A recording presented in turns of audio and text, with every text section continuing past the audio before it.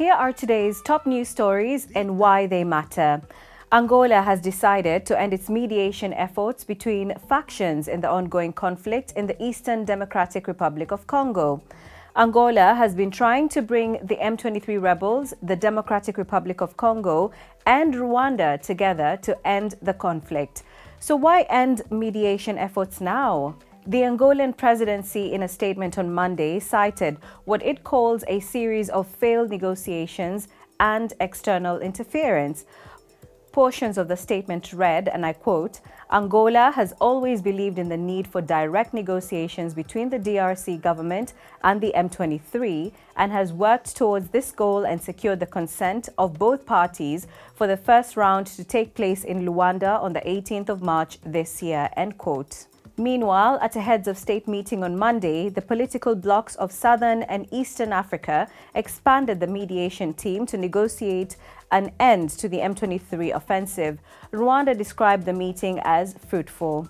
The two blocs appointed 5 former heads of state, including Nigeria's Olusegun Obasanjo, South Africa's Kgalema Motlanthe, and Ethiopia's Sahle-Work Zewde, to facilitate the peace process. Elsewhere, the United Nations has warned that South Sudan is on the brink of another civil war as violent attacks on civilians continue. What is triggering the latest concerns? The latest tensions stem from fighting in the country's north between government troops and a rebel militia known as the White Army. The rebel group is widely believed to be allied with Vice President Riek Machar. On March the 4th, the White Army overran the military garrison in Nasir and government troops responded by surrounding Machar's home in the capital, Juba, and arresting several of his key allies.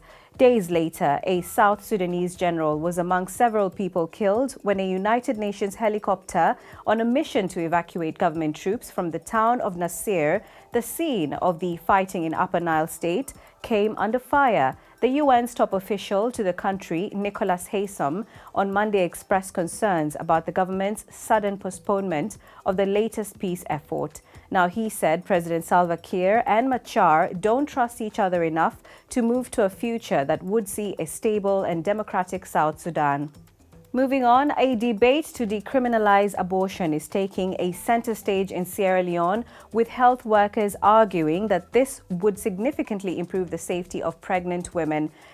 Health activists also believe such a move would decrease the number of preventable deaths related to abortion. So how are arguments shaping up on the ground? The DW's Murtala Mohamed Kumara has some details.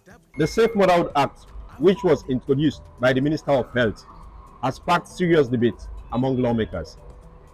Religious groups have opposed the legislation, prompting President Julius Maada Bio to call for a nationwide consultation with various stakeholders.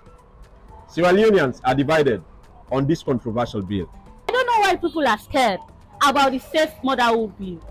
For me, I think it's crucial as it will help improve maternal health in Sierra Leone. Let's support the Safe Motherhood Bill. I believe that the bill should be carefully looked at, because we've heard that if the bill is passed, maybe married women will go to a government hospital and remove their pregnancy without the consent of their husband. So it's not good for us. We are Africans. Abortion is currently illegal in all circumstances in Sierra Leone. However, the country could become the second in West Africa to decriminalize it if Parliament votes to end the colonial era law. Now to ongoing World Cup qualifiers taking place in Africa. Ghana and Ivory Coast won their matches on Monday and now top their qualifying groups. Ghana secured a 3-0 victory away against Madagascar. Ivory Coast moved to the top of Group F with a 1-0 victory against the Gambia. Elsewhere, Tunisia scored 2 late goals against 10-man Malawi to move 4 points clear at the top of Group H. Senegal, Egypt, Nigeria, and South Africa are all in action on Tuesday. And that's all we have time for today. Don't forget to comment on the stories, like and subscribe to our page, DW Africa. Thanks for watching. I'm Lucy Riley.